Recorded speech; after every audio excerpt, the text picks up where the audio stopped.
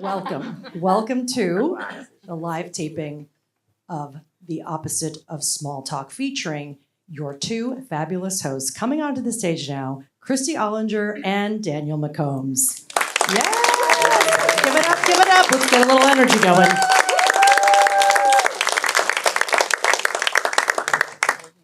Well, thank you all for being here today. We are so excited to be here. And Kristy, welcome to my hometown of Oceanside. Thank you for having me. It's beautiful.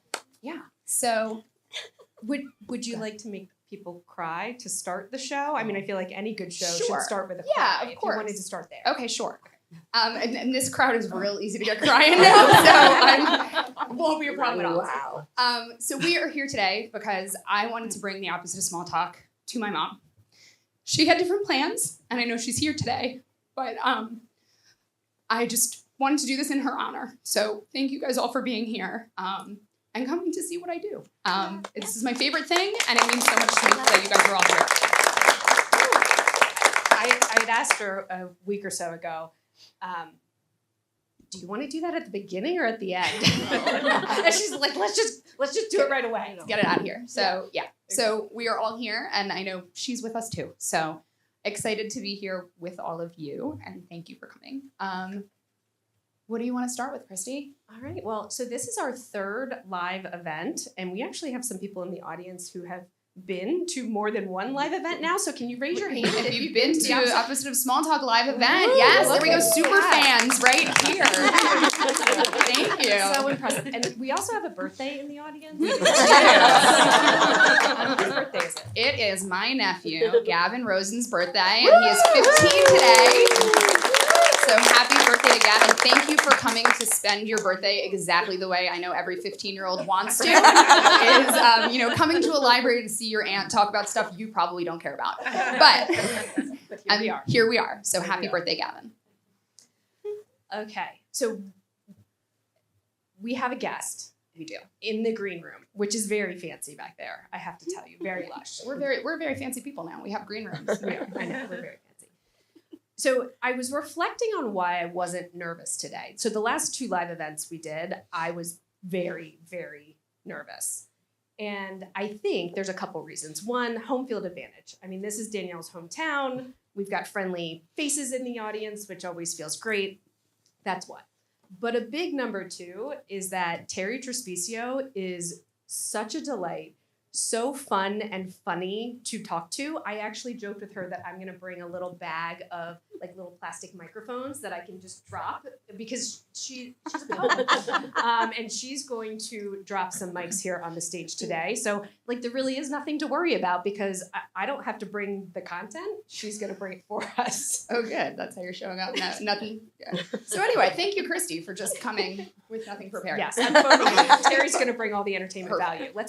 No, but here's the other thing I was thinking about. Terri makes me funnier than I actually am too, though. Because when you're around her, she comes up with these one-liners and you've got to keep up. You can't, you match the energy in the room. Right. You can't mail it. You can't phone it in. Right. And so I think the other part that is Terri, so I guess should we tell a little bit of the story of how we've come to know Terri. So Terri wrote an incredible book called Unfollow Your Passion, How to Create a Life That Matters to You. And we interviewed her in 2021. And she was also the first person we actually ever met in person that was a guest and then has become a friend. And she also is a person who helps creative people and people who don't think they're creative find their creativity.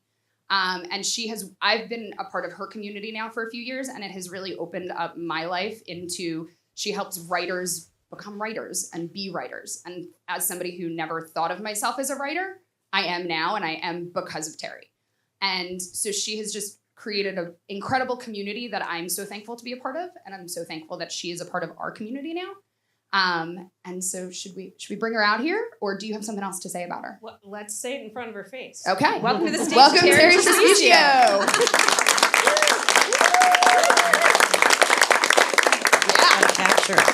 Hello. I love it. Hearing you say wonderful things while I'm in the other room is a very pleasant way to start the day. Let's say that. Thank you. Thank you. And congratulations. You're on your third thing. And we're here and we're going to do it. We are. Yeah.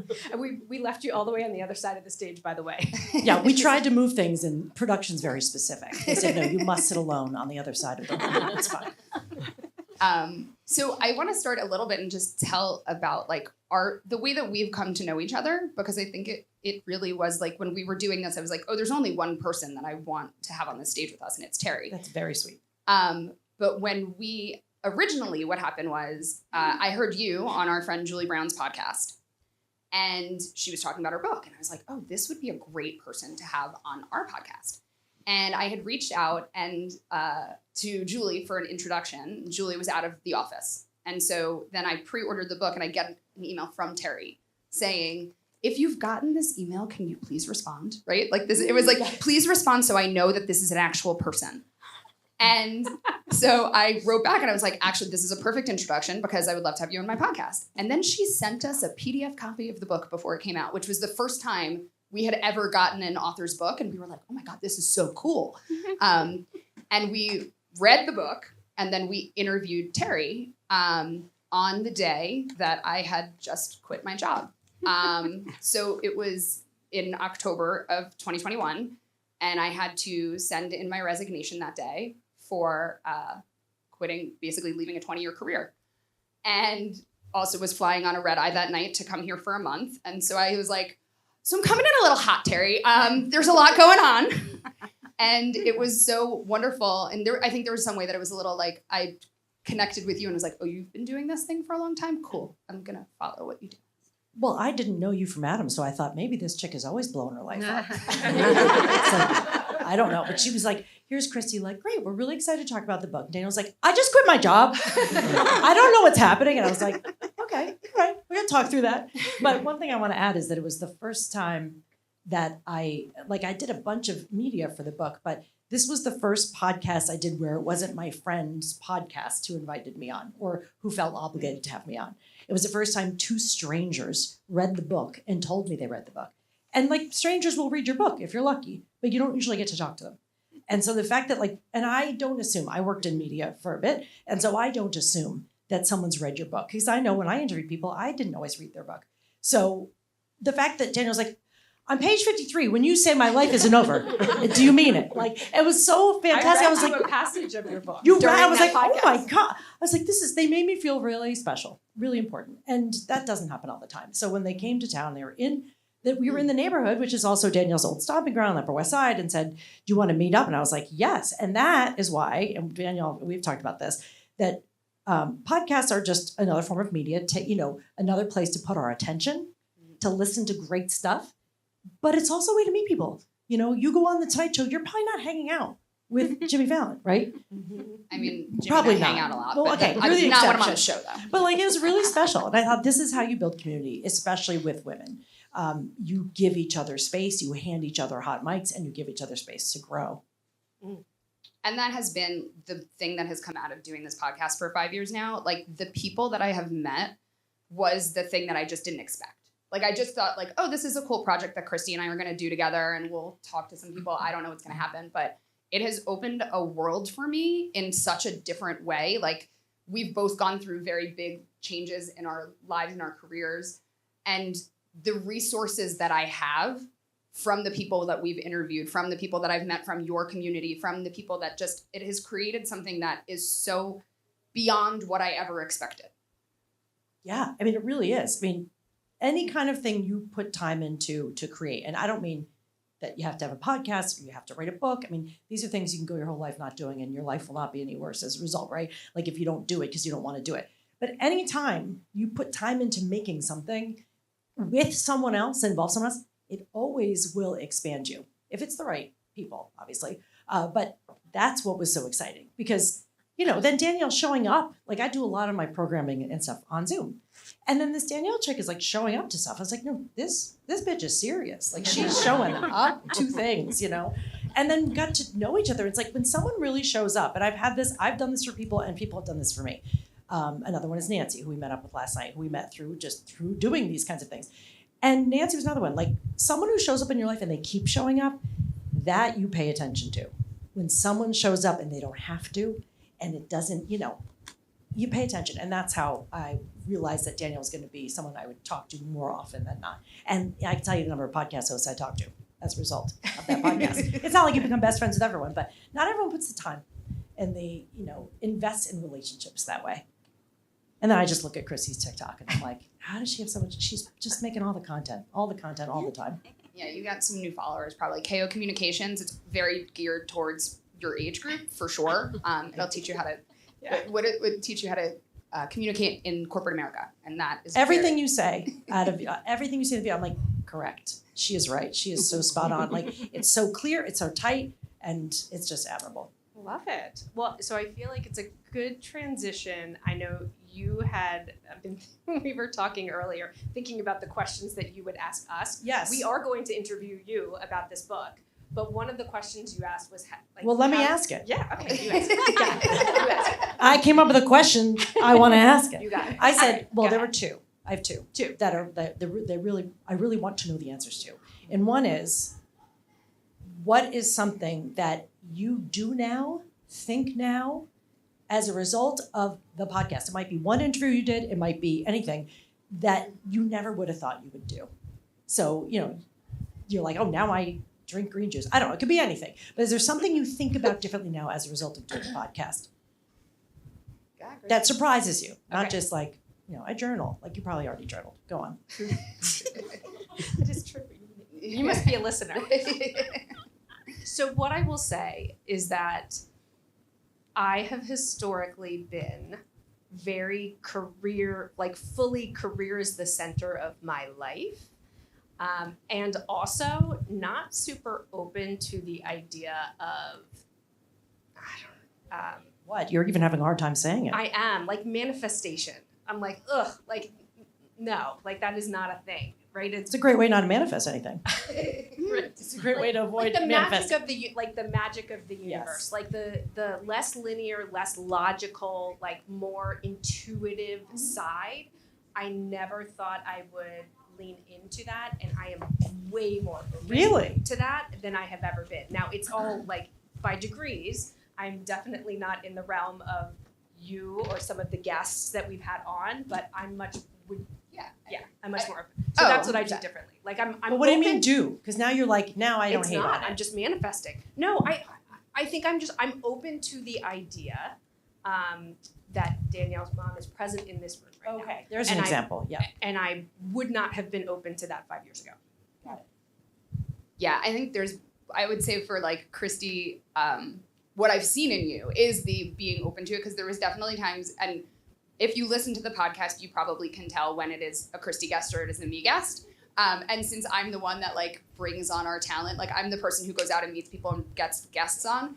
And then there's also times where it's I'm like, oh, Kristy, this is such a you one, and she'll nerd out on the way that you talk in a meeting and whatever it is, and I don't know. But then there's ones that have been in that more woo phase, more the being open to the magic of things and all of that, and your reaction to those has changed over time. Because there have been ones that you were like, what the hell is this? Afterwards, right? She'd be like, I can't deal with this, right? But I'm like, I'm open to it and I like it, but it has been nice to see you being open to it and opening yourself. So What's yours? There's a lot. I would say the most recent one that we did that really changed the way that I look at things was we interviewed Bella DePaulo, who wrote, what is the name of her book? A Single at Heart. And reading that book, living in a world where, the expectation is you get married and you have kids and you do this whole thing, and I haven't been living that life. And to read a book where I felt like I saw myself in such a way that I was like, oh, there's a name for this, right? It's not that I'm doing something wrong or I'm missing something somewhere. It was oh, this is who I am. And having a conversation with somebody was just so affirming and felt really great just to be able to I don't know, just it just made me think of things in a different way of when people are well, what's wrong with you? Why aren't you married? My dad has asked me that a bajillion times. And it's that's not, and for me to say, no, actually this is my choice and feel much more confident in that has been so helpful. she's the foremost voice, the single voice, literally. There's one, and she's the one who talks about the merits of and why single is an option and an actual real choice. But there's also so much science that's come out around that. And it's not binary. It's not like, well, people who are single are better than people. It doesn't matter. It's just that the fear that's put on women is you'll be lonely and you'll die alone and you'll be unhappy. And that is 1,000% not true. They live longer, they're healthier. There's a lot of reasons but it's affirming. And that's another reason why Danielle and I connected, because I've never, ever aspired to be married. I didn't want kids from the jump. Early on, I was like, I'm waiting for this to appeal to me. And it has never. And then we saw that in each other. Yeah. That's important, because otherwise you can find yourself at sea in a group of in a coupled world thinking they just see you as lacking something. And it's not true. Yeah. And then like it has created this whole community around like of people that I've met that it's like, oh yeah, like, and I've brought this up to people, like have been like, did you read this book? Like you should read this book, right? Or she has like a quiz in it and it asks you all these questions. And I was like, every question was like, one of them was actually very funny. That was like, anybody who is single at heart, this is the way they answered this question. It's like, would you rather be able to pick up and move across the country by yourself without asking anyone permission, or have a partner and have to maybe say no? And I was like, well, I already did that. Wow. So I was like, oh, I actually, like, this is me. And like, it was just, so that is one thing. And there's been so many. I mean, we've done almost 200 episodes now that like, I know there's ways that like, I am just different. Different as a result. Now, you two have known each other since college, so you know each other real well. It's been a long time. And obviously, this is another phase of your friendship and relationship, because you're making something else together that has nothing to do even though it's built on the foundation of this friendship. I'd love to know what you've learned about the other during the whole period of doing this podcast that surprised you, or that you really didn't know or understand about that other person. I feel like Kristy and I, so we've known each other, 27 years, something like that. And she was actually my boss at one point. So I feel like that relationship probably has kind of stayed. So when we were in college, Kristy was a manager at a real estate company. Started my career in real estate. Who knew that? Okay, now I didn't know that. Yeah. Wow. Well, it didn't really, that's just a weird coincidence, I think. But so she was my manager and we also lived together.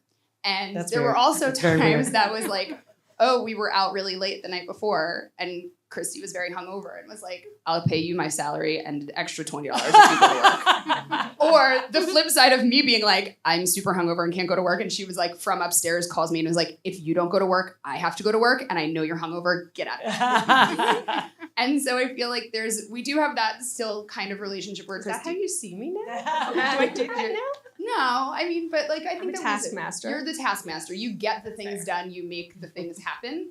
And I work with the people. But it's been amazing to me how easy it has been. We have, in 5.5 years, I don't think we've really had an argument. We've maybe disagreed on some things, but we've been able to like move through it. And I think that we have this working relationship that I just didn't really expect to be so good. You didn't expect that? Then why did you get involved? Well, and I mean, we had no way of knowing how complementary our skill sets were. So just from she's good at the things that I'm not and vice versa. We had no way of really knowing that in advance. But yeah, we really haven't had, I think also the other side of that is the things that I care about, she doesn't. And so vice versa. Yeah. And so then we don't really get in disagreements because we let each other win on the stuff that we care the most about. So it's been interesting. But I'll say the thing that I've learned about Danielle that I didn't truly appreciate before starting this is how much she wants to connect with people at all times. If you haven't listened to episode 9, it is the most listened to episode of the podcast. It's called How to Make Friends. And it's Danielle describing like how she thinks about friendship, what she does to make and keep friends. Great. I go to a conference with her and we have a full day of conference where it's talking in between sessions, meeting a bunch of people. We go to dinner with 10 people and we're talking the whole time and doing whatever. And we walk in the doors of the hotel back from dinner and she says, do you want to go see who's at the bar? And I'm like, no, I do not. I went to get in my comfy clothes and get under my covers. I needed a and nap like an hour ago. no people. I do not know more peopling. So there really is like no limit to, even just today, we were upstairs getting something out of the vending machine. And Lori and I are looking at this kid who's trying to push the buttons and it's not working out. And we're like, okay, we got to get some waters. And Danielle's like making friends with this kid. He's so cute, by the way. But like, that's just. And that also, we were supposed to be friends because there was a Coke bottle that said Danielle and there was a Diet Coke bottle that said Luke. And his name was Luke. And I was like, look, it says your name. And look, it says my name. And so we just had a moment. That would never have happened in any world with me. Like, excuse your child, I'm going to get a drink now. But she's a true extrovert. It is a true extrovert is just channels. She feeds on the energy of the room and of other people, and you and I need to recharge. Yeah. We have a limited battery. You're an iPhone. Yeah. Limited battery time. And I thought I was extroverted because I live with a bunch of introverts. But this is a whole nother level. This is like very next. I love that analogy that I learned that from someone, that we're iPhones, and she is a solar panel. It's just the more powers, the more exposure to the energy. Whereas we love it, we can love it and enjoy it, and I love being up here, but like, I'm gonna need a minute after you're recharged. Yeah. Don't talk to me. Yeah. No, and that's like, I realized that. But you do, because you like living alone. I do like living alone. I love living alone, but I also like, if I'm alone for too long, like it starts to get weird. Yeah. And I'm like, oh, Pandemic okay. times were not Like, good. yeah, no, pandemic was not good for me. Oh, okay. And like, because I was alone a lot, and then also just like, also now like working from home by myself, like I find there's times where I'm like, things start to get weird. And then I'm like, oh, things are weird. You need to leave the house. Like, oh, you need to be around other people. Like, but like, I do like being by myself because I think I'm pretty cool. And so I enjoy myself. That's good. I was gonna say, you're not having a hard time being with yourself. No, not at all. But also, like, I know I get weird when I'm not around people. So thank you for all of my people for keeping me sane. All right. Feels very unlike me, but Edward, I did not like. There's no clock in this room. We have no clue. And we want to be sure Well, that I we do make have a time. clock. You just tell me. What do you Okay. mean? Well, we want to make sure we have time for audience questions, Q&A. So So what do you want at let's go for 1:30? like 1:40. Let's go for like 20. Let's just 30 go as long minutes. as everyone's still Okay. awake. Yeah, Yeah. let's see how long we can do it. If they're still breathing. Okay. So can you just start with telling us the story of this book? How did it come to It be? didn't. It definitely did. It definitely but there did, was but it started years before. So tell us the story of kind of this. Let me just clear up one thing that people tend to think. Like, you have no idea that I did this. It doesn't matter. But I did a TED Talk that kind of changed my life because it got seen by a lot of people. And that TED Talk has helped fuel a public speaking career, which I feel very lucky to have. Can I also just say, like, not a few people, like 8 million people have seen your TED Talk, right? Is that Yeah, but accurate? nowadays people get 8 million on TikTok overnight. Like, I think 8 million's looking real. It's looking a little long in the tooth. It's been up there for 10 years and only has 8 million views. I'm like, all right. But it was the only thing I'd ever done that anyone had seen, right? That big. And so I did that, and then I was done with it. It's a 10-minute talk. You watch it, you get the gist, you're moving on with your life. I did. Never thought about it again. People are like, are you going to do a book about it? I go, why? I already did the talk. Next. And then I am a writer and wanted to write and wanted to publish a book. So I was going on writing retreats with this writing community that I'm part of and just writing and saying, I don't know what this is, but I feel pulled to write memoir, meaning, real stories about your real life. And I said, I'm just going to write. And the woman who heads that community, she was like, just keep writing, just generate and come back to me when you have like 40, 80,000 words, like just keep going. And then when I had enough words, I said, now what is it? This is a very backwards approach to what people tend to do. They tend to sit down and go, I want to write a book on this. This is the idea for the book, and I'm going to write the book. The idea of that was so intimidating. As someone who wrote her whole life, still, I was like, it's too hard. I'll never be able to do it. I psyched myself out. But this approach changed me because I was like, it's about the material. And what does the material want to be? The work will tell you what it is. I know this feels very woo and random, but this is life-changing. Because you all were in school and wrote papers. And when you sat down to write a paper, oh shit, right? Like, what am I going to say about this? I hate that feeling. So I wrote a bunch of stuff and I worked with this woman and we figured out, okay, what this is really about, because you see themes in the work. The themes were, I'm tired of people telling me what I should do. I'm tired of holding myself to a standard I no longer believe in. I don't like the advice that is totally 0% helpful. And I want to live a life I want, but I don't know what it looks like. Is something wrong with me?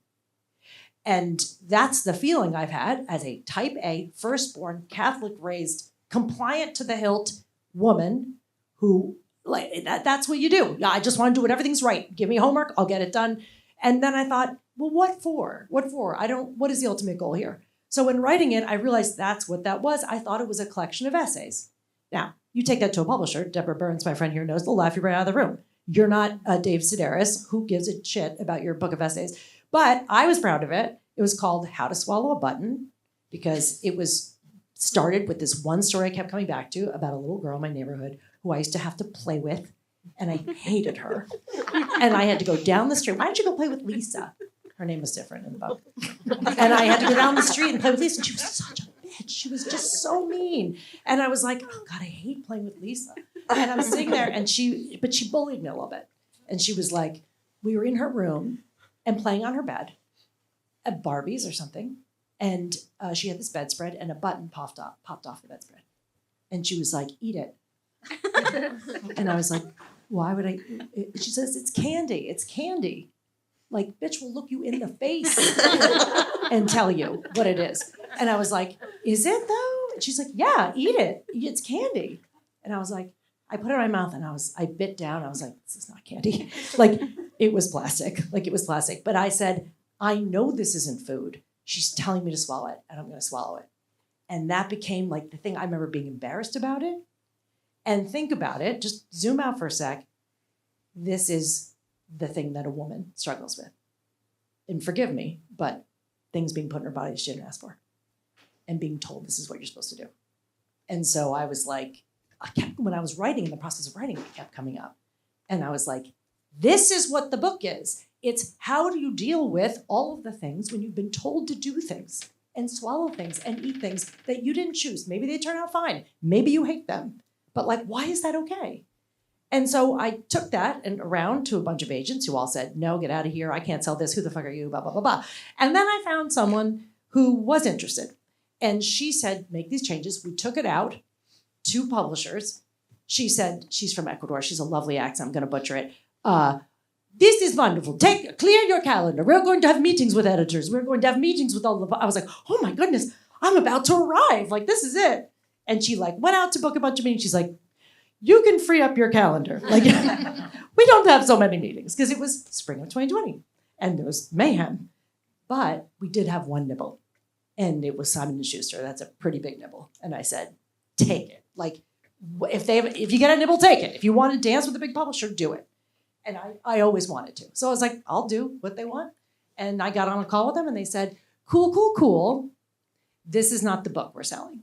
Like, we can't sell an essay by you. No one knows you. But we could do a personal development title, turn it into a book that people can use, something that people could, And I'd done this. I'd been a magazine editor forever.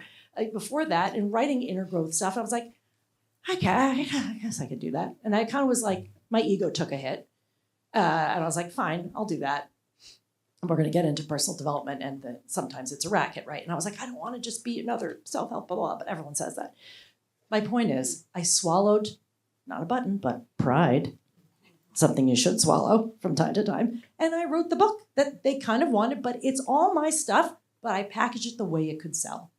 And that's the publisher's job. Sell the book. They're like Shark Tank. We're going to pay to print it, and we hope someone buys it. The end. And it went well. It was great. So that's the whole story.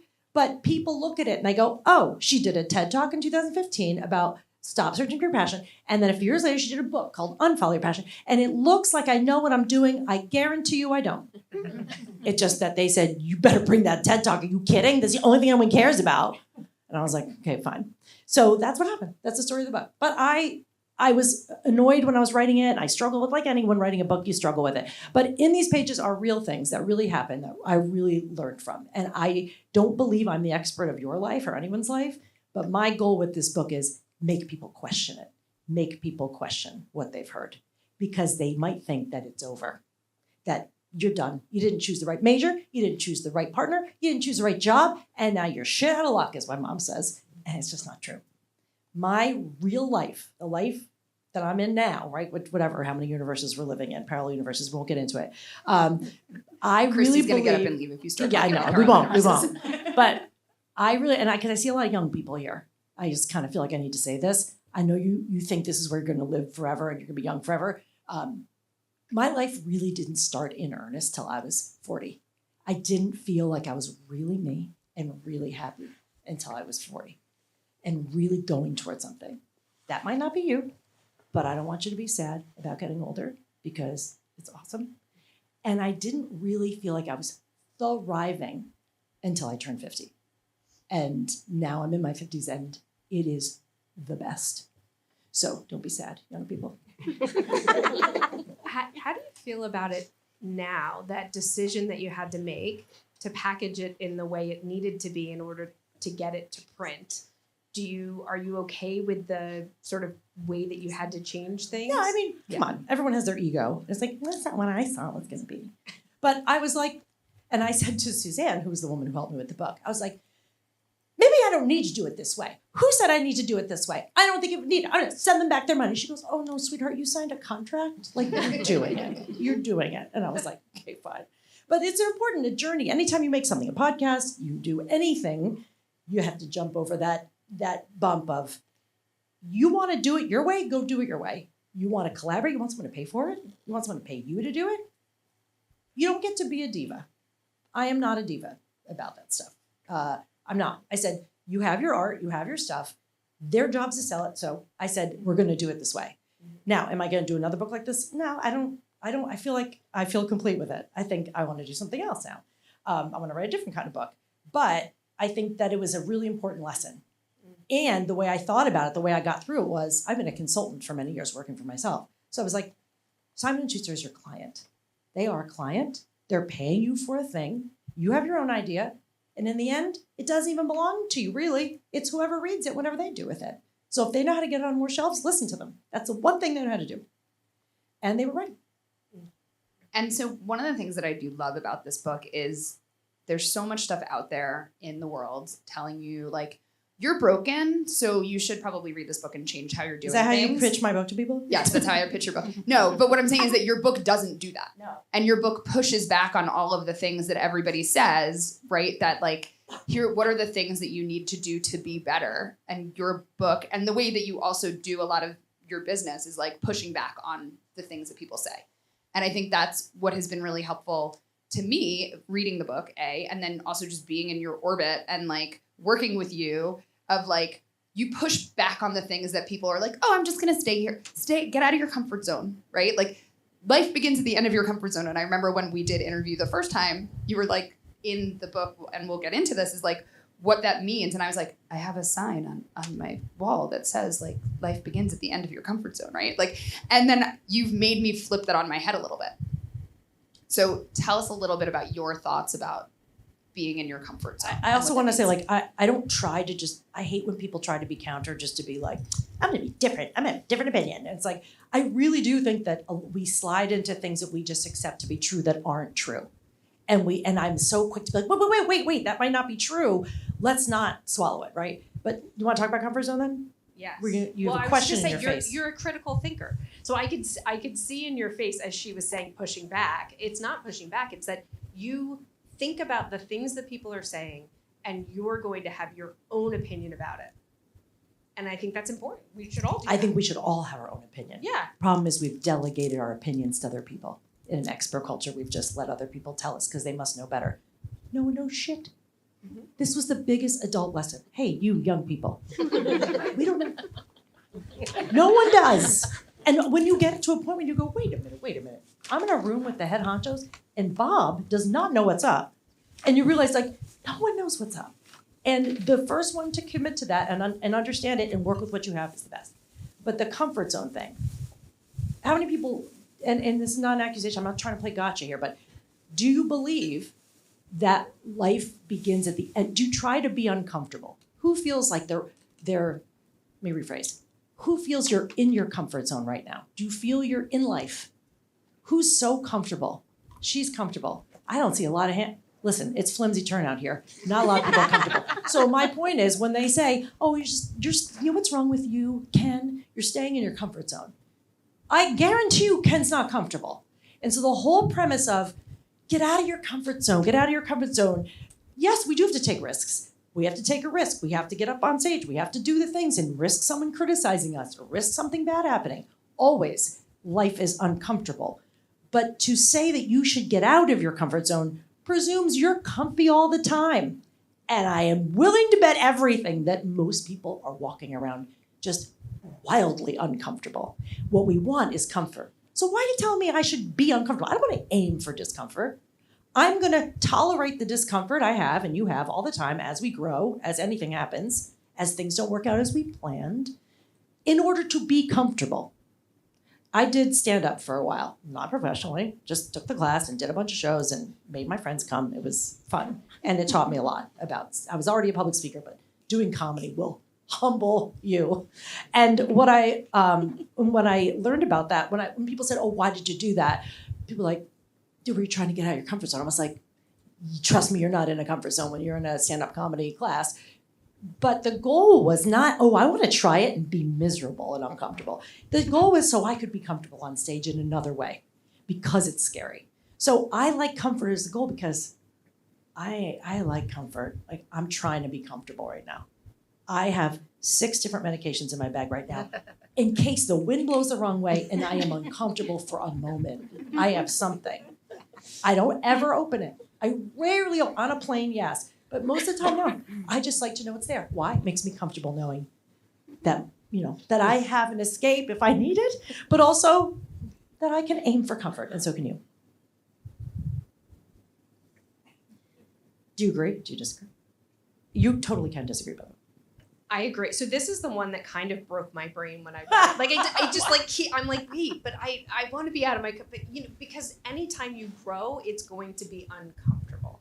But I think the point you're making is that is not the goal. And I am on board with that 100%. And the thing that I like, that I know you really like as well, is the idea of expanding your comfort zone. Yeah. So as you do the uncomfortable things that you're not good at, that you don't feel like you know anything about, you start to expand that comfort zone. Like, I wouldn't have been comfortable up here 5 years ago, and now I'm feeling pretty comfortable. Right. I agree. And I think that's the way that I think of it now, is like, it's just pushing yourself to make your comfort zone bigger. Like, I can make it bigger, I can claim more. Yeah, exactly. And I can be bigger in spaces, and I can be in spaces and feel good about it, and not feel like, even though you're learning and growing and doing all this stuff, but it's not going to be, it doesn't have to be catapulting yourself out into the place where you're really uncomfortable all the time, because then you're in survival mode too. You're not going to do something unless you want what's there more than you want what's here, right? You're a coach. This is like the cornerstone of all coaching. In order to make a change, you need to be uncomfortable enough. You need to be uncomfortable enough in your body to decide, I'm going to start working out again. You don't just go, I'm going to work out because I'd love to be in pain. You usually do it because you know the outcome will be something that feels even better.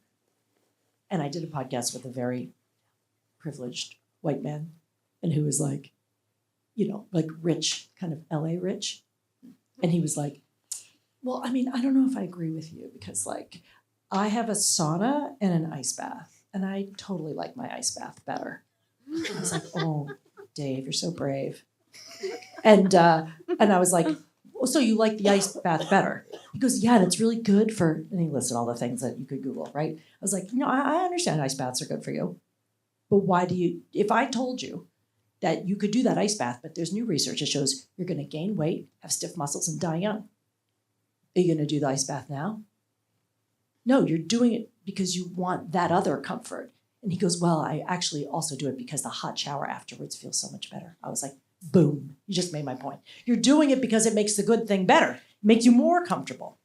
I don't like this badge wearing of how bad I suffered. I think it's very privileged to be like, I'm going to make myself uncomfortable because I'm so like comfy all the time. It's like, oh, lucky you. Why don't you enjoy it and shut up about it? That's enough about that. Where's my mic? Drop that mic. Yeah. Go ahead. What do you Well, want to say? I transitioned to a new topic. yes. You ready? Okay, Ready. boredom. That was what I was just I was going going to to ask, is anyone bored? This is a hang up I have that people are bored. And so I am very aware of You it. mean like right now in Right this now. moment? Yeah. Like I was just talking and I was like, shut up already. Shut up. They're bored. Move on to the next topic. You're yammering on. Like I hear it in my head. Hands up if you're bored at all. Okay, good. Keep going. All right, so you've got a bit in the book about boredom and how we think about boredom and how we behave when we are bored. Tell us a little bit about your hot takes on this. First, you tell me if you think you get bored a lot. I do get bored. Where do you notice you get bored? When I'm on the couch after dinner, before bedtime, and I'm just scrolling random TikToks. Like I'm doing that because I'm bored. You notice that I you're bored. notice that I'm bored. So you don't have Hulu? Because Handmaid's Tale, there's new episodes every week. You're not bored with that. Okay, so after dinner, before bedtime, there's a dead zone for There's a you. dead zone. What about you? When are you bored? And And what do you do I about kind it? of feel like at night, like I get bored, like, and then At I night? do, yeah. When I'm home by myself, because I need people around me at all times, and so Right. when I'm by myself, but I do enjoy that time. But I've been trying to make sure that I'm not doing something because I'm bored, like just doing something, like so Well, like watching a what? show that I enjoy, but not watching a show and then scrolling on my phone, because now nothing is getting done. That's right. And so like now I'm not absorbing either of these things. So I'm like, if I'm bored watching this show, we're gonna pause the show and then I can look on my phone. Right. And then when I'm done looking on my phone, I put that down and I can watch the show Yeah. again, as opposed to figuring like, oh well, if I just do all the things, then I won't be bored anymore. And I'm not bored. I'm just Yeah. super overloaded. And you're half attention. I have a friend who's a Hollywood screenwriter, and she makes her money from writing Hallmark movies. And Sarah Montana. Yeah, Sarah. And she said it's interesting now they write scripts differently. And I'll never forget this. I just learned this the other week. And she said, now we have to put a lot more of the direction in the voice. Like, well, let's go to the coffee shop. They'll say it because people aren't looking. Because they're scrolling on their phone. So you have to let them follow along the story because they're not looking at TV. Yeah. That blew my and mind. I think the other thing I've noticed going back and watching some of the movies from my childhood with my kids is that the build of the story is much longer. Like you don't, they're No sort of action for a long right. time. Like it's a slow start until you get to what's happening in those movies from the late 80s, early 90s. It's like that takes a while in Goonies Yeah. for them to get into the tunnel on the pirate ship. Yeah. It's like the whole thing. It's like, oh my God, we get there already. Right. And now it's like immediately you're straight into They the have action. to. Yeah. And so it's reflecting. Actually, there's a really great book about attention. If this interests you, the guy who is a host on MSNBC, Chris Hayes, has a book out called The Siren's Call. It's bright green. And I was like, he seems really smart. And so I read it. Fantastic. Like, I was like, oh my God, this makes so much sense. He goes into history, goes into like literature, like just really understands the nature of attention. And that's why I'm worried that you're bored. Like there's a thing about that. I was sitting down to write a chapter about boredom, and I was like, I don't yet know what I think about it. So I got a book. I found a book online called The Power of Boredom, and it is so small. And I read it digitally, like I read it that night. The guy knows his audience. He's got to be short. Got to be able to read it in one sitting. And he single-handedly changed my mind about boredom. And looking at it as, he said, if you are very busy and you're on your phone, you just feel like, I'm so busy. You are very bored. The things we do are compensating for boredom long before we're even able to let it sink in. So the fact that you can feel it and go, I'm bored right now, thank God. Don't not allow yourself to feel it, is what I learned from him and what I worked into the book, quoting him and all that. Because I was like, this is so true. We don't allow any downtime with nothing. And the reason why, I mean, it's going to get a little dark for a minute, but like, this is one big Squid Game. We don't know how we got here. We don't know how we're going out. We don't know when. People can drop off at any second. You don't know what's coming around next. No wonder we're like, let's have lunch, like let's book things, because we don't know. And that facing the void of that uncertainty is frankly terrifying, and you can't think about it all the time. So you live your life and you go, we can't think about that. You just keep it around the edges. But if there's a moment of quiet that opens up, a chasm of silence, not populated by any activity or anything, you might come close to peering into that void and going, wait, what am I even doing? And if you can allow yourself to sit with that discomfort for a second, amazing things can come out of it.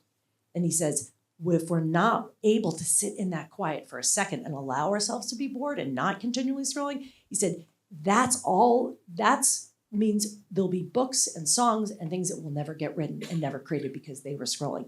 And the best example I can give you is Walt Disney, who was sitting on a park bench. This is what the legend is. I've seen it, read about it, that he was sitting on a park bench watching his kids play. And he was like, this sucks.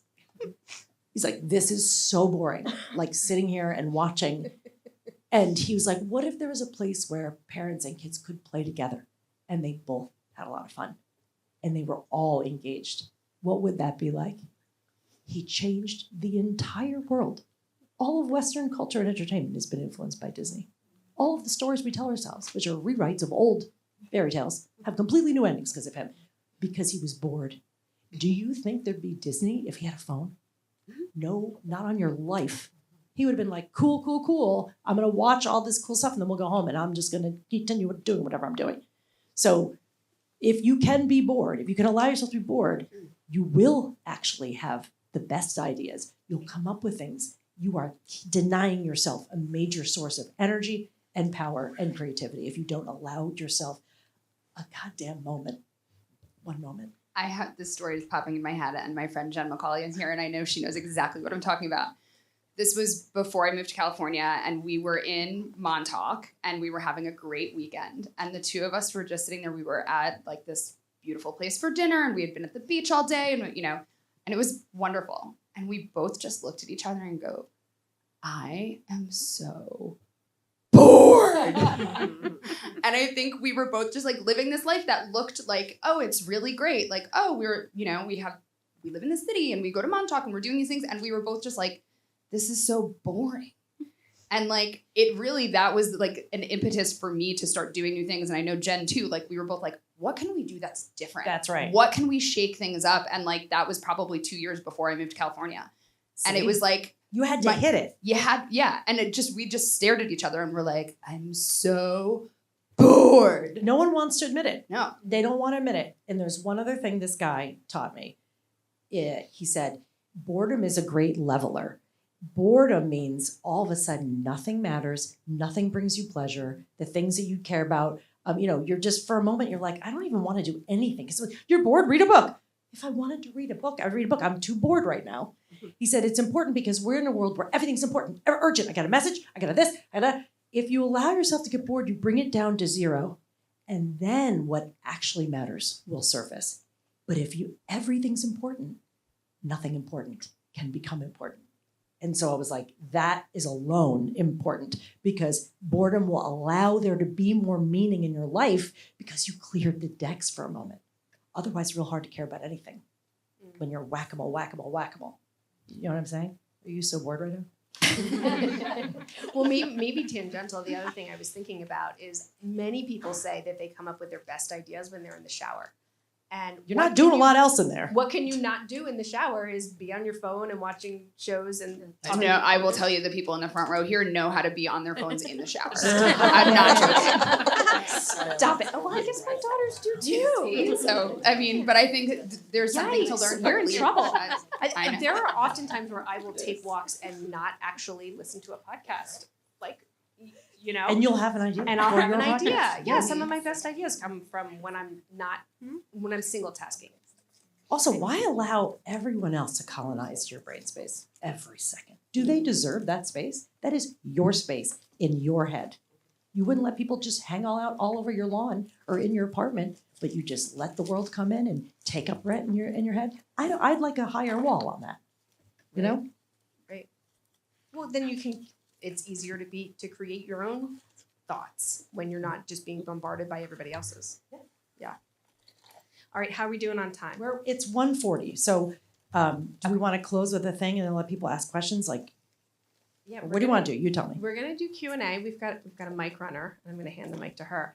I have 5 stickers, so the first 5 people to ask questions get a sticker. Great. So maybe we'll do just some open Q&A, and then we'll close it at the end. Well, I'm just curious because something has probably popped for you. Something where you're like, but what about this? Yeah. You know, like, and it's way more valuable to hear what you're thinking. Oh yeah, it doesn't have to be a question. It can be a thought. Thank you, Lori, who's You're welcome. who, And also, if it's your birthday, we're gonna require you to speak. Yes. Do you have any advice for our birthday boy, 15-year-old? Where's that? Let's raise our hand, Gavin. So, like, what 15? Yeah, what specific boy. advice would you It's give? going to be to rough for a 15? while. That's what I'm thinking. That's not an easy time. But you know what? I'm curious. Every time you're an age, it's the first time you're that age. It's the last time you're that age. And like 18 months from now, you're not going to be that age. It's really weird to identify as an age because no one is an age for any longer than any other age. So as you turn 15, do you feel like, oh, this is more of me? Or do you feel like, I don't know who I am anymore? How do you feel about it? Like, there's no wrong answer here. I He's like, I'm really bored with this question. Is there something you think you can do at 15 that you couldn't do before? Like, do you feel more confident or less confident? Yeah, probably. See? Yeah. Right? Did you get taller the past year? Like, don't men grow around this time? I don't know anything about children. Yeah, I did. You did? Yeah. Isn't that so crazy? 1 year, you're just like, I'm bigger now. Like, Yeah. do you feel basically, I want to just take your temperature here for a sec. Do you generally feel optimistic about life? Or are you like, everything sucks and we're in trouble? Yeah, sometimes. Do you feel like things suck? Do you feel like, I feel like optimistic. oh, that's so good. I'm so good job, glad. Gavin. I love this. Good. Hang on to that as long as you possibly can. And happy birthday. All right, you get a sticker. Yeah, that here is a sticker. Yeah, you're a sticker. I mean, I put him on the spot and asked him existential questions. That's not easy. thank you, Gavin. What else? What Who else else? is coming up for people? Just raise your hand. Our mic. Maybe you agree, disagree. It's okay. We got 2 here. Okay, Joanne right there first. I feel like what you said about boredom really resonated with me because I do the same thing that Kristy does at night. I sit there and I watch TV and I'm scrolling on my phone and I'm bored out of my skull. So Are you entertained by the phone at all? Because it is fun. No. You hate it. You No, hate I it. just like it's just like scrolling, just like doom scrolling. They call it doom scrolling. yeah. Yeah, that's You're not literally what I stopping do. every 2 seconds to buy No. tank tops because that's what I'm doing. I can't go on there because I'm like, crap. Every time I open my phone, someone should hit me in the face and take $40 because that's exactly what's happening with me. Yes, I feel like that resonates with me a lot. So what So- might you do? Like what would Like be put fun the phone to try? down, like Danielle said, put the phone down. Watch TV. If that's not entertaining, Watch a you, thing. Pause it. Try something else. Did you ever notice that if you watch a show and you're just watching the show, there's so much great entertainment right now. We're in the time. It's great. But if you happen to half watch with your phone, you'll say, I don't know, it's boring now. You'll think the show's boring because Yeah. you're not as in it. And the show is not more boring. You're boring. You're just not paying attention. You're boring. Yes. Yeah. You're boring. Thank you. Thank you. And this gentleman in the back here. Thank you, I Cliff. really just want a sticker. Just really want to sticker. So a comment and an affirmation. First is the comment is the yin and yang green dungaree. Totally. thing going Did you on see here. that? It was Yeah, not so- planned. They are yin yang, left brain, right brain, Not totally. Yeah, no, it struck me immediately. But I had a job years ago when I was in my 20s, and it was a very boring job. Just had to sit there and watch things happen. But sitting there and jokes that I heard 20 years before, was like, oh my God, it's like, that's what that was. You thought of it there? You thought of a Yes. joke and then realized the punchline 20 years later? Yes, I know. I'm That's a still long on the uptake. Yes, no, I was, yeah. So, or stories that I heard, it's like, oh. And it's like when you're bored, your brain really has a time to rest and think about other things and expand. It's It goes liberating. back into your memory and starts digging around and making connections. And Right. it's like trying to sort a drawer and organize it. Mhm. But what we do is open it up to 50 people to come in screaming and singing and playing different songs. Like, you can't do the thing you did. Right. Yeah, so I yeah, love I that. could. There was no option to do anything else, and Right. I just have to sit there, and that was it. But yeah, very liberating. Can So I who's just say, next? I only very recently got the joke about the chicken crossing the road. Like, so you know that when it says to get to the other side, they died.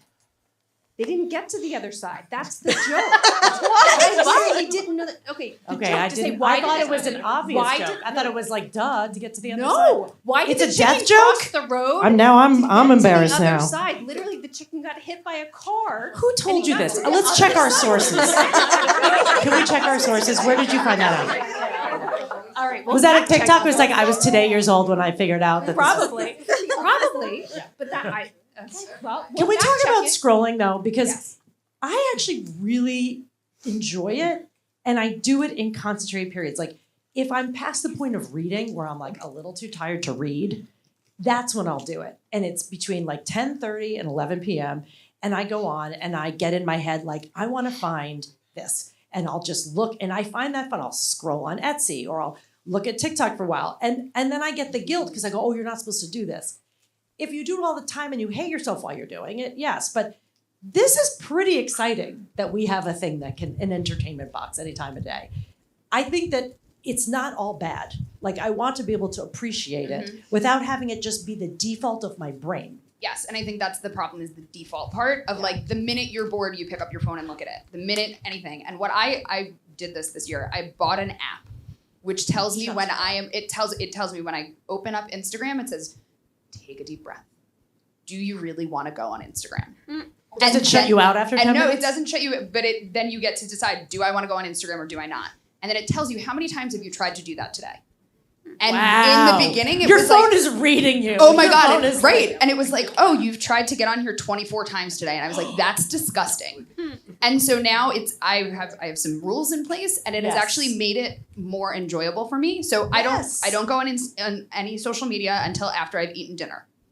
See? And My friend does so that it's- with dating apps. She only opens them at 8 p.m. I was like, that's a little late for tonight. But I like, think you should make that a little earlier. right, if you wanted them to do tonight. Yeah. But it's like, it has changed the way that I look at social media because it's now like, it's not the thing that I have to be checking all the time. Yeah. It's the thing that I get to look at, You get And I to look at. get to enjoy it. And then after 15 minutes, it says, you've been on Instagram for 15 15 minutes. Would you like to get back to reality? And Please I'm like, announce this app. What is this beautiful it's called thing? Plus something. I'll Send find it out to and I'll me. send Send I'll it send to it me. to everyone. But it's amazing because it goes, is this what your this your what you're intention? doing? Is this what your intention is? I love this and I'm so like, much. no, it's not actually. What am I doing here? Like, and then I realize how bored I am on that That's right. because it's just constant and it's just and it's boring. Like Wait, I'm I like, just I've thinking seen of that. everything I need to see You've for seen today. it all. We're good. And the fact that it's endless, it's like you'll never get out. Yeah. It feels like a free fall. You're And that's falling and why falling you and falling. need the timer. Because otherwise you do, right? Yeah. You, all of a sudden you look up and you're like, oh, it's been 45 minutes and I've been on my phone. What am I Yeah. doing? I like to walk around Central Park. I live right by the park, and I like to run. And I like to walk there, and I always bring my phone. I listen to music, and I exercise, and I'm like, "This is so beautiful out here. It's great."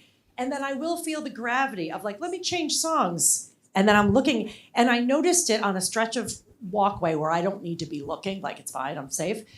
And I found myself looking and hitting the things, and I was like, for a second, I go, "What? Excuse me." What are you doing right now? Like, what is this? And I realized you have to be honest. You have to be honest. And I said, I want attention. I'm looking for attention. I'm wanting someone to write me back. I'm looking for someone to email me. I'm wanting to see if this person matched with me on this dating app. Why aren't they checking? Once I said it, I said, oh, you want attention. You will get the attention you want. But right now is now time for you. Like now is not the time. But when I saw it, if you're willing to kind of call yourself on it, and it was so odd. I was like, yeah, I want it. I want attention. Yeah, and it's part of realizing like, why am I reaching for my phone? What is the discomfort I'm trying to get out of right now? Like, what's the thing that's going to make me feel better? Because, oh, I looked and somebody liked my post and whatever it is. And so if you can be really honest about like, what is the thing I'm trying to escape now? And notice exactly what you did, right? Like, oh, that's what I want right now.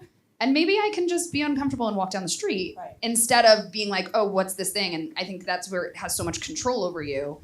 And I will say since making this change probably like 6 months ago, I feel totally different. Because it's like I'm allowing what comes in as opposed to being But you're being controlled conscious, by and it. that takes effort. that cognitive decision making is the first thing to run out. And so if you do it too much, that's why they say at the end of the day, your decision, you'll buy stuff you don't want, you'll eat stuff you didn't want to eat, because now you've worn out that gear for the day. Was there someone else? Yeah, is there any other questions? Oh, good. Yes, you. Jen McCauley, I hope you're not going to say that you're bored. The other part of the story, no. Thank you, Lorraine. Oh, I still get a sticker. Yay. Thank you. First, I have to say that story is 1,000% true. What story? The I'm bored This story. is my friend that we yeah. stared And I at mean, each we other. were in like I'm not going to call it a paradise, but it was a great, It beautiful was $1 million weekend. day. $1 million And day. you're afraid sun of is out. seeming ungrateful, right? You're No, afraid of seeming 100%. ungrateful.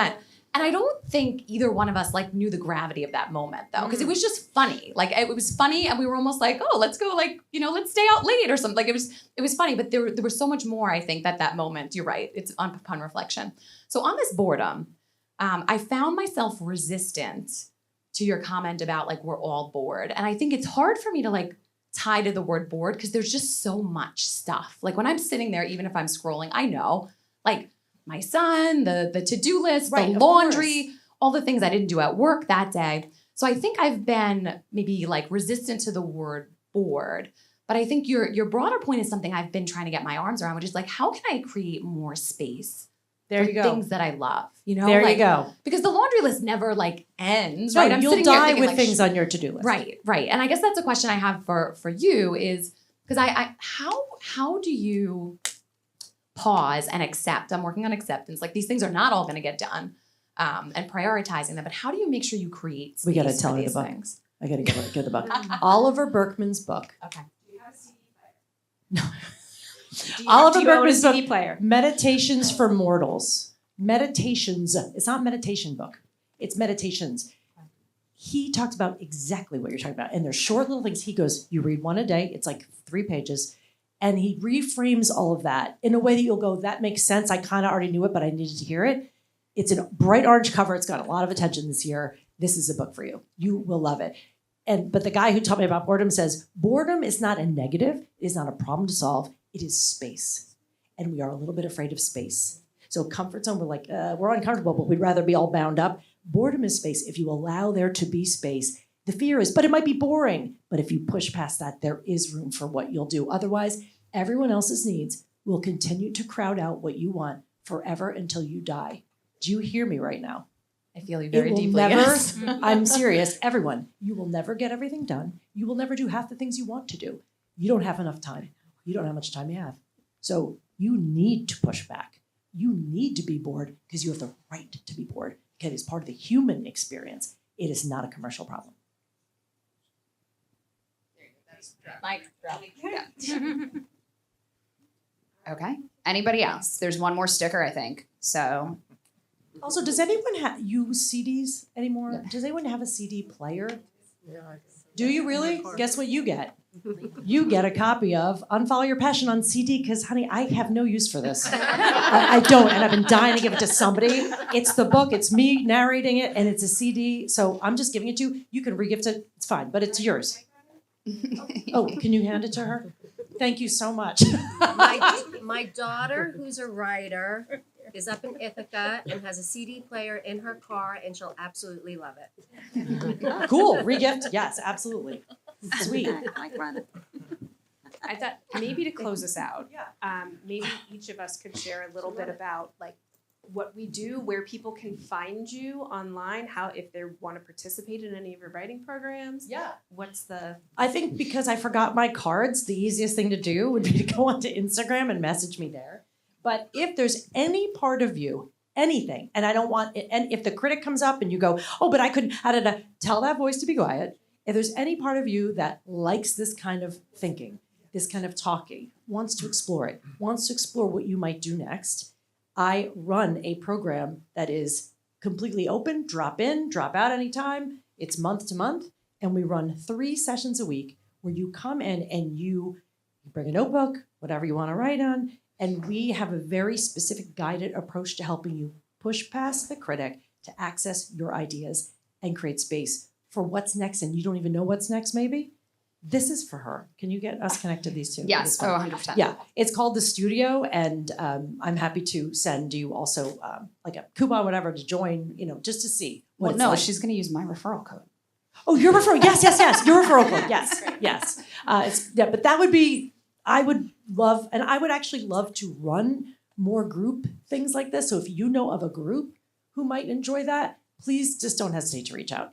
On Instagram is probably the best, at Terri Trespico. And I just want to give a plug because Terri's studio has changed Changed a me lot of and people's changed my life. And Yeah. it is just, it's a place where you go. And for something like there's magic that happens in that room. And I know Kristy might not believe in it, but she might now. I don't know. Someday she might. She will. But it's like you go in and like you write for 20 minutes and it's whatever comes out. And then you share it. There's And a prompt. Yeah, you might there's a not share prompt. it though. And you might not share it, but then people tell you like how good it is. Yeah, there's no critic, no There's judgment. no critic, there's nothing. And so it has given me so much more confidence to write more. And the things that have come out of me in there are so Oh, wow. therapeutic. I don't Totally. when you were talking about your book, I was like, there's gotta be something happening, right? Like I feel like I write the same thing again and again. In You different have to ways. look at it. Your Yeah. daughter, the writer, she needs to come. Yeah. This is a good gift for her. You Oh, should yeah, give I it to would her. love it. Yeah. But so I highly recommend that to everyone because it has been something that has been really, really impactful for me. Just as a person, because I don't know what I'm doing with all this writing, but it No, just no is one so different. Like it just makes you think in a different way. And the things that can come out when you're not being critical of yourself Yes. is really important. Yes. And then And for where you find you. you find me, well, everybody here Here. knows me, I think. Yeah. And so I'm not very good on social media. So I would say connect with me on LinkedIn is where the most of my things are. And DanielleMcCombs.com. And if you're looking for a coach, I have a couple clients in the audience. And that's what I'm doing these days. And then keep listening to and follow at the opposite of small talk on Instagram.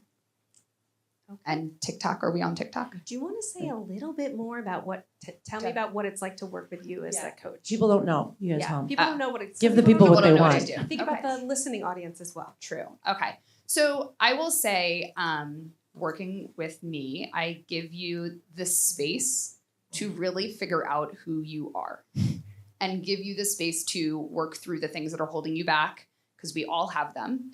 And if we give ourselves the time to do that, we can change the way that we show up in the world. And so I work with people as like a partner to do that with, right? I'm not going to fix you. You're not broken also, but it's just giving people space to really take the time to be contemplative about their lives and get to the place where you're in the driver's seat and you're making the decisions. Thank you. Very good. DanielleMcCombs.com. Yep. All right, lovely. I am a development consultant, and the way I like to describe it is that it's my job to help other people be the best they can be at their job. I do it in a variety of ways. I work in HR and learning and development. I own my own business called KO Communication, and I do have a popular TikTok and Instagram channel, ko.communication. And really, I help people who work in corporate to communicate better at work, because like corporate does kind of suck sometimes. So helping people to make that easier through improved communication is my jam. One last favor for you all. I know you've had your phones away, which is so nice, but if you happen to have it with you, unless you've already done it, if you could rate us on Spotify or on Apple Podcasts, that would be like 5-star ratings and reviews are extremely helpful to get the podcast to reach other listeners like you. So And the we other can thing show you that- how afterwards. Yeah, and it also, if I have not already confiscated your phones and done that, but there's also, it helps us get better guests, because I didn't realize that either, where we reach out to people and someone was like, well, they'll only talk to you if you have 100 reviews on Apple. And we do. We have 100 reviews on Apple, but 5-star reviews, 5-star too. reviews. But so we need more of them, because that attracts a higher level of people. All right. So- That's our plug. I love it. I've said too much. I knew it. I was going to have like a thing where I was going to be like, did you say too much? But you guys have been so fantastic. And I forgot that this is going outside of this room, and I just got panicky about it. But it's going to be fine. Thank you guys for coming. We'll work with Bonnie to edit Yeah. as needed. And Edward, thank you in the back for your editing and Thank you, video Edward. services. I Thank just you. saw a hand. I know. Thank you all for listening. Stay curious and talk big. Take a bow.